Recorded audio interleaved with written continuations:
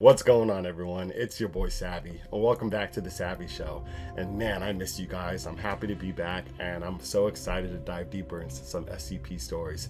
And for this one looks pretty cool, but you already know what it's going to be about. This is a fan favorite for most of you guys. If you guys know my take on it, I don't really care too much for him, but hey, he is an interesting SCP, so I'm excited to see Dr. Bob diving deep into this one. So with that being said, this is going to be SCP-096. Sad origin story. So if you guys didn't already know, SCP-096 is the Shy Guy. So let's see how, sad this is for real. Like, I mean, I'm not too sure if this is like canon, because there's not any real canon for these SCPs. They all have their own individual stories. But either way, I would like to see this take on it. Hopefully it answers some of the questions that we might have as a community about this SCP. And if you enjoy this reaction and you haven't subbed to the channel, it behooves you to actually, tap that button, because you will enjoy your time here. I make SCP reactions all the time. I have over 200 videos of SCP reactions, so I'm sure you're going to like a few more on the channel. So with that being said, I'd love to see you guys here a lot longer, and without any further ado, let's just get this show started. Alrighty, SCP-096 Sad Origin Story. Let's get it popping. Hello everyone, Dr. Bob here. Whoa. I know you're not used to seeing me here at the start of videos, not at all, but that's because today we have an extremely pressing matter to attend to. One that cuts to the deepest core of one of the SCP Foundation's deadliest contained anomalies. SCP-096, the Shy Guy. The goofball. It's a creature that needs no introduction, because it probably haunts all of your nightmares already. Close your eyes and picture it in your mind's eye. That gaunt face with the slack jaw and the lifeless white eyes. The face you hope never to see as long as you live. The pale skin pulled tight against bone. Those impossibly long, gangly limbs. It sits there in its airtight containment cube, covering its face and quietly sobbing. Always sobbing. We know this part about it. And also, since it's been so long, I forgot to say this in the intro, let me know some of the more exciting SCP stories that came out within my hiatus while I was gone that I should tap into in the comment section below. I have a lot of catching up to do, so I'd love to do some of the more exciting ones that you guys might have me tackle first, then later. So keep that in mind, plug in the comment section below so I can know. As though cursing something beyond even its own understanding. Perhaps, when thinking about SCP-096, you feel a pang of sympathy mixed with the terror. I don't. After all, this anomaly is no sadist. Why would a sadist cry as it kills, like SCP-096 does? You're not alone in asking this question. I've spent many a night poring over classified files with an ever-freshening pot of coffee, trying to piece together the answers. SCP-096 is considered one of the most dangerous Euclid-class creatures in containment, and yet, so little about it is known, beyond its capability to do great harm whenever someone is unlucky enough to see its face and send it into its rage state. How did this happen? It's a question for the curious, like you or me, and after months of strenuous research, I believe I may have an answer. Whether you choose to believe it is up to you. Just be warned, when you hear what I believe to be the heartbreaking, tragic origin of this terrifying and pitiful monster, you may never be able to look at him the same way again. So what he believes, meaning Dr. Bob, so this is probably just another story, which is probably not the canon one, like I said in the intro, because there's no specific canon. So this might be just a cool story that talks about, the beginning stages of how SCP-096 came to be. Not that looking at him should ever be high on your list of priorities. It begins in a tavern in a small Nepalese village a few miles away from the Chinese border, where Mount Everest, the world's tallest mountain above sea level, waits. Chinese border? Its mere existence is like a challenge to the brave and foolhardy. Conquer me, it seems to whisper. Conquer me, and declare yourself above all those I have conquered. Become a god among men. That's pretty cool. It's always whispering like this, but few, in the grand scheme of things, can actually hear it. And sadly for him, the explorer is among those few. Dang. He's sitting in one of the tavern's many cozy nooks, picking away at a plate of mutton curry while sipping from a brass bowl of white chiang, a popular local drink. The explorer, living up to his name, has come a long way to get here. That looks pretty good. The rest of the village locals in the tavern eye him with a variety of knowing glances. They've seen so many like him before, smug smiles and puffed chests, thinking they'll be able to count themselves among the exalted few who've conquered the mountain to end all mountains. The bodies of many men like this are still frozen to the mountain's surface. Oh, no. One brave local, an older man who can speak English fluently, slides in across the table from the explorer. Oh, he has a scar. He's been through some stuff. The old-timer tells him that whatever he thinks he'll find up on the mountain, honor, glory, recognition, he'd be better off searching for it elsewhere. Death awaits on the icy rocks above. Is it because the Shy Guy's on top of the mountain? The explorer, young, fit, and still feeling mighty smug, implies that death is there for the people who haven't worked hard enough, who haven't prepared. He's scaled other mountains before, all across the globe, from Scotland to Peru. Everest would hold no surprises for him, just a new, compelling challenge. Okay. The old man is, as you could probably imagine, unamused by the explorer's hubris. "All confidence and bluster now," he says with his thin, raspy voice. "But what will you say when you are face to face with the king?" The explorer, assuming that this king refers to the mountain itself, smiles and replies, "I'll ask him for his crown." With that, the old man leaves, content that he at least tried to dissuade the explorer from going on this doomed journey. If nothing else, his conscience would be clear now. He had done all that he possibly could. And when he said that, once you're face to face, what are you going to do now with the king? It's kind of alluding to that he was face to face with, the king, which is, I'm assuming, Shy Guy. And if that was the case, how is he still breathing? Makes you think, if that is true. The explorer, not bothered by the grim prophecies of superstitious locals, finishes his curry and chung and retires to the room he rented upstairs. He's so excited. Tomorrow, it will finally be time. All his months of training will pay off. He will climb to Mount Everest's peak. It would be an achievement to last a whole lifetime, one he would never ever forget, no matter how much he wants to. The next day, the tip of his ice axe cleaves into the mountainside as he grunts, strains, and pulls himself up another few feet. He's about 2,000 meters up, and every additional meter is fighting him. It's the bitterest cold he's ever known, a freeze so deep it makes his incredibly expensive thermal locking clothes feel like he's wearing wet, one-ply toilet paper. Ugh. But the pain doesn't matter. The cold doesn't matter. He finds it exhilarating. Of course, just as the old man had warned, death could be waiting for him on this mountain. But the truth is, the explorer has never felt more alive.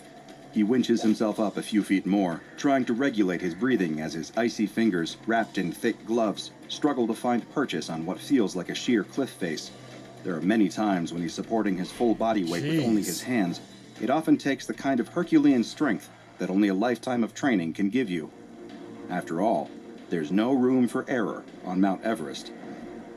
One wrong move, and you're either plummeting to your death or becoming a permanent frozen fixture of the mountainside. Sketchy. And because Everest is so dangerous, nobody comes to collect the bodies of dead mountaineering hopefuls. Damn. Their corpses, coated in often colorful winter jackets, litter the mountain. Some look at them as a tragic warning. Other, more morbid mountaineers use them as mile markers for their own more successful ascents. That's kind of messed up, but they're being efficient. The explorer would be lucky, or become just another dead, frozen mile marker, is still entirely up to chance. He climbs for a few more hours, pushing past his body's complaints, his physical limitations, until he reaches a well-earned plateau. Here, he establishes a small base camp and eats some of his rations. The area is thankfully guarded enough to keep out the worst of the sub-zero winds, so he can at least get some sleep without freezing to death. Mount Everest cannot be conquered today, and even someone with the explorer's bravado wouldn't dare to try. But as he settles down to sleep for the night, he can't help but look up, and the enormity of what stands before him he finds utterly terrifying. The mountain just keeps going and going and going, stretching up into the misty heavens, like the tip would only be a short jump from the moon. Now he's getting scared. For the first time, the explorer begins to genuinely wonder, will I scale this mountain? Or will I die on it? Now he has what he doubt. never even considers is that there may be a third option that's so much worse. Over the next few days, he keeps climbing further and further. Hundreds, then thousands of meters pass under him as he breaks past even the boundaries biology seemed to set for him. I never get why people want to do this, like super dangerous mountains like this. I could understand regular ones where it's not too crazy, but you're not even getting paid for this. This is just like self-gratification. Is that enough to risk your life? Like, I'm just being honest. I mean, the reward doesn't outweigh the L's that you could take. He's impossible to deter, an engine of pure burning willpower, going because he knows he cannot stop. Because he knows that if he throws in the towel now, it will have all been for nothing. He'll be just another failure, one speck among billions. He'll have no meaning, no legacy. He'll just be another average Joe, forgotten. And that honestly scares him even more than the prospect of freezing to death up here. Good motivation. Eventually, even though it costs him almost everything to do it, he reaches 8,000 meters, Damn. an area known as the Death Zone, where it's believed to be impossible for humans to acclimate. This is the thin, rarefied air that few have been permitted to breathe. Control your breathing. We've seen so many brightly colored mile markers on the way to here. The ground is slippery, and the air chews into the explorer's skin, but he knows he's made it this far. Less than 1,000 meters from the peak now, he has almost conquered the mountain. So you can only imagine how surprised he feels when he sees another mountaineer walking down the side of the mountain towards him with an eerie kind of casualness. Can't be Shy Guy. He's wearing standard mountain climbing gear, including white thermal pants and a hooded coat. Or the SCP Foundation. Might be them. Zipped up to the chin. The explorer can't make out the stranger's face beyond the pair of thick, black goggles he's wearing over his eyes. What the hell is going on here? The second the stranger's eyes fall upon him, he feels a frightening sensation. The bite of the cold is gone. The chilling winds can't reach him. Instead, he feels warm, cozy, and content. What? Like he's sitting in front of a warm fire in a well-insulated log cabin. What the heck? In any other circumstance, these sensations might be welcomed, but a seasoned mountaineer knows that this is actually one of the worst things you can feel. You're hallucinating. It means that death is creeping in, and your body is opening the front door and welcoming it. Oh my god. And if this stranger is causing that feeling, then one thing is certain. He's bad news. The explorer wants to turn and run, but he finds that he can't. It's almost as though he's frozen in place, entranced by the warm, inviting feeling that the other mountaineer seems to exude as he gets closer and closer. That's when the explorer notices something strange about him. Something is glowing through his goggles, like hot embers, burning a bright, luminous orange. Are those eyes? Dear God, are those his eyes? The explorer can feel their terrible stare, literally feel it. It hurts to be looked at by this monster. Yes, that's what it is. A monster. A monster in the shape of a man. Why are you here, mortal? Comes a booming voice from the inhuman mountaineer. Yo. Do you wish to challenge me? The explorer can't form words. The spirit of the mountain? That'd be kind of cool. He's quaking, his body acknowledging the cold that his mind can't, as those two glowing eyes bore into him. Or the will of the mountain. Speak, the stranger commands. Who? What are you? The explorer forces out between chattering teeth. The stranger laughs. I am the king of the mountain. Though to the SCP Foundation, he's better known as SCP-1529, and he's the worst possible thing you can run into while trying to scale Mount Everest. What is he The called? explorer remembers his conversation with the old man in the tavern, the question he asked, "What will you say when you're face to face with the king?" And his own foolish answer, "I'll ask him for his crown." Now, really, truly face to face with the king of the mountain, all the poor terrified explorer can do is whimper and beg for mercy. "Please," he says, the tears freezing on his cheeks as they fall. "I just wanted to climb." The king of the mountain gives another booming laugh, his eyes burning. "Then you will climb," he says, "and climb, and climb, and climb." What? The king of the mountain must have wielded truly unspeakable power to do what he does next.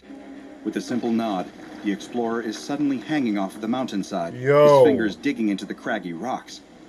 The only thing supporting his weight. It was like being back at square one all over again. He could control the mountain?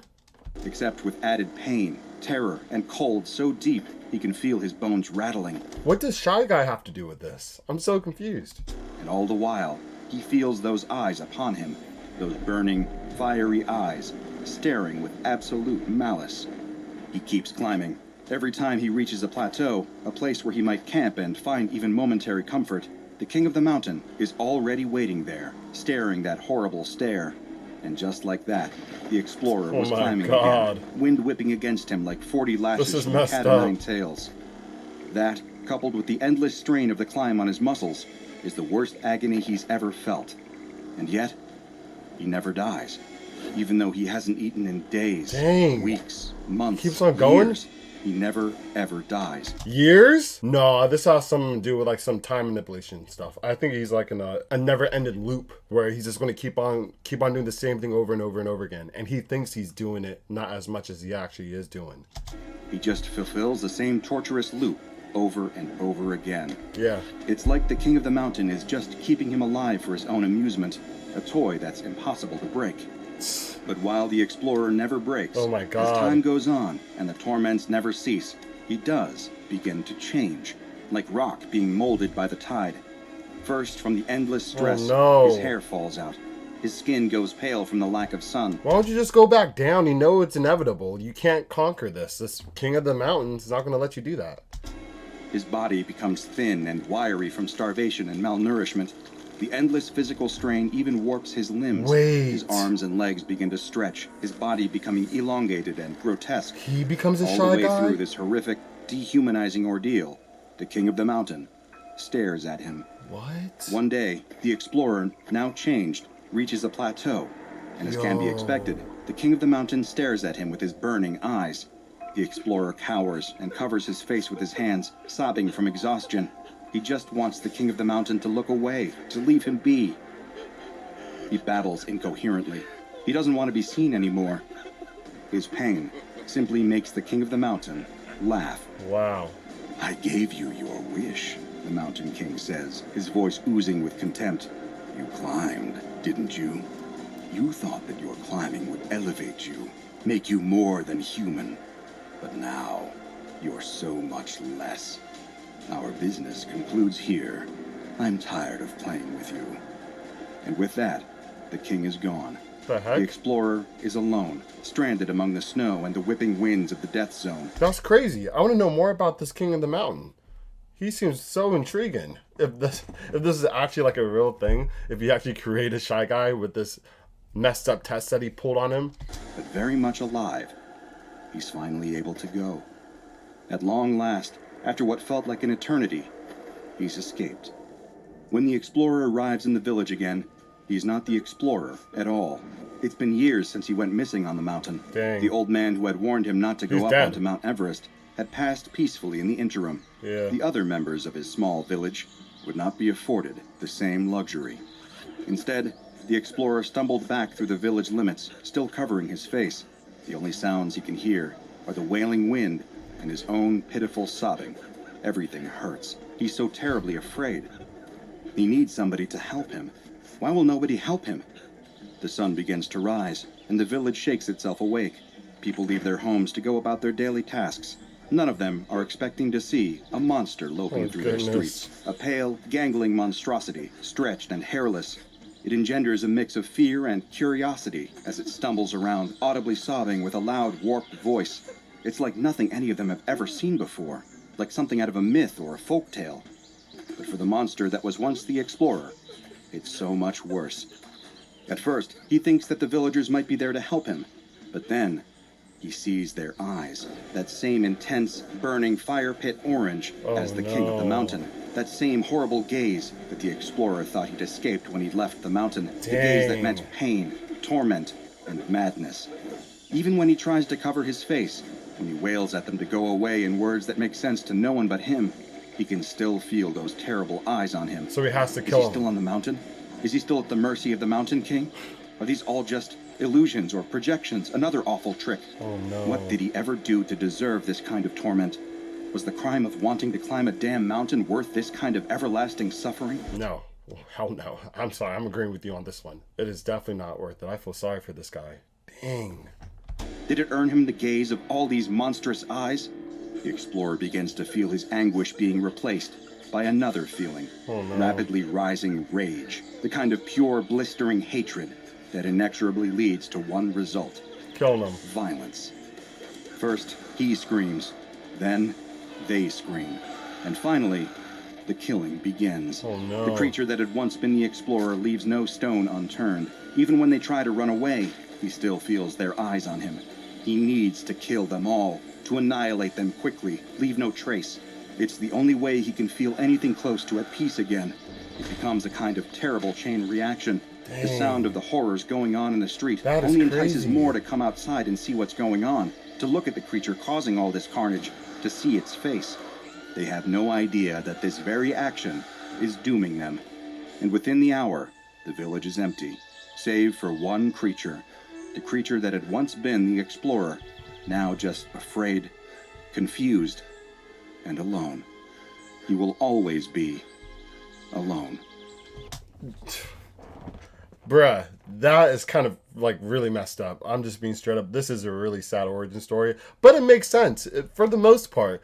If this is really the case, I want to know, how did he gain like these supernatural powers that Shy Guy has? Like, he's invulnerable. Pretty much, like, is that just because he spent years with the elements on that mountain, climbing it for like centuries, just for him to gain that durability? But like, it's just really like that's how he became who he is. Like, oh no, because the King of the Mountain did say like he became something much less than a human, but it didn't really show that he gave him any specific like abilities.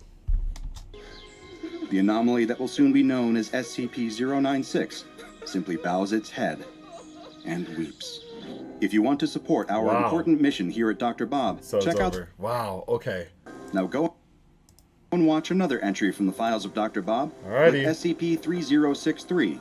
A fly is your new telepathic therapist. Well, let's see for what the king another will do. anomalous tragedy that will tug at your heartstrings. He waves. And make sure you subscribe and turn on notifications so you don't miss a He single jumps announcement. down. He just jumps down.